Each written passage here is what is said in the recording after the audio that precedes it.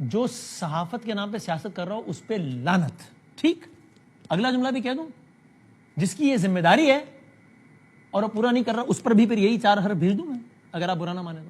ہاں سوال کرو یار, تقریر نہیں کرو بھائی, سوال کرو, بس حدود میں رہو, اپنی اوقات میں رہو, اپنی سوال کرو, تقریر نہیں کرو.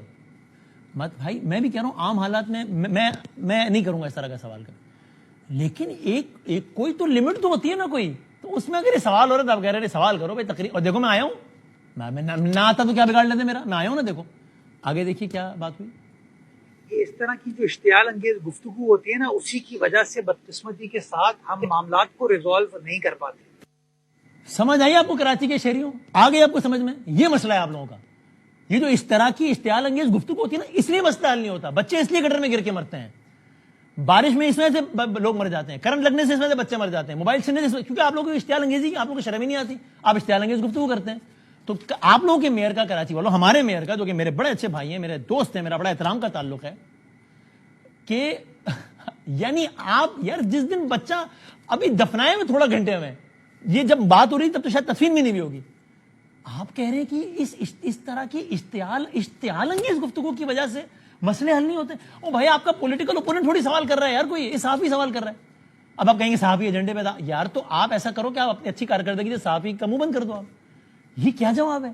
تو آپ کو آگے سمجھ کہ یہ جو اس طرح, اگر جتنے لوگ صبح سے ہم سے پوچھ رہے ہیں نا کہ یار یہ مسئلے کا حل کیوں نہیں ہے, مسئلے کا حل اس لیے نہیں ہے کہ یہ اس طرح کی, جیسی میں کر رہا ہوں ابھی, جیسے وہ صحافی کر رہا تھا, اس طرح کی اشتعال انگیز گفتگو جو ہے نا, اس لیے مسئلے کا حل نہیں ہوتا. ورنہ تو سارے مسئلے حل ہو گئے ہوتے ہیں.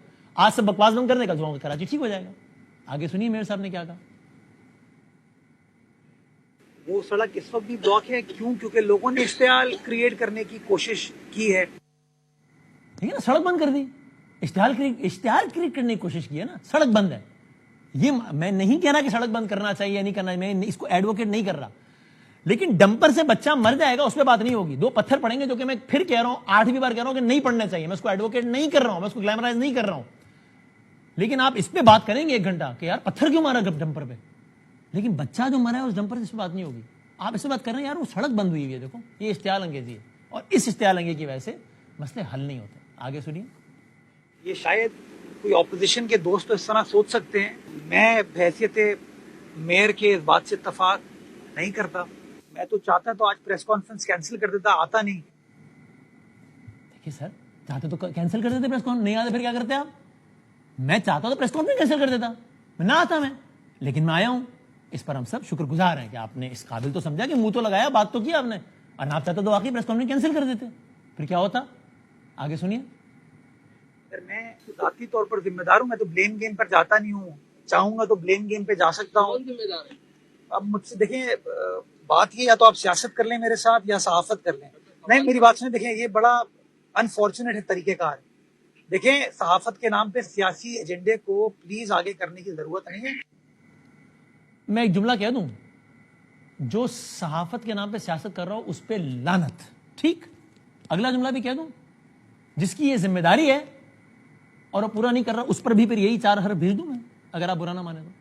یعنی وہ صحافی پوچھ رہے ہیں کہ ذمہ داری کس کی ہے, آپ کہہ رہے ہیں یار صحافت کرو, سیاست نہیں کرو, کیونکہ سیاست کا ٹھیکہ تو ہم نے لیا ہے, ہم کر رہے ہیں نا سیاست, کتنی اچھی کر رہے ہیں. دیکھو روٹی بھی ہے, کپڑا بھی ہے, مکان بھی ہے, سب کچھ تو ہے.